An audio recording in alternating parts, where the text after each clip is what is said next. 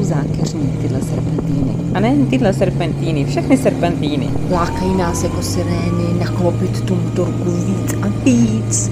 A pořádně to tam projet. A za slunného krásného počasí to opravdu nejde odolat. A co když zrovna není hezký počasí, nebo není léto, ale je podzim? Tak mi schválně napište, co jste takhle v té serpentíně potkali. Já za ní potkala už spoustu popadaného klouzavého listí, štěrk tam byl, louže, Hlína na silnici, zajíc, po autu a autobusu v protisměru vůbec nemluvím a kolo, že tam bylo, to taky. který blázen by tohle chtěl absolvovat znova a znova. Jo, počkej, vlastně já.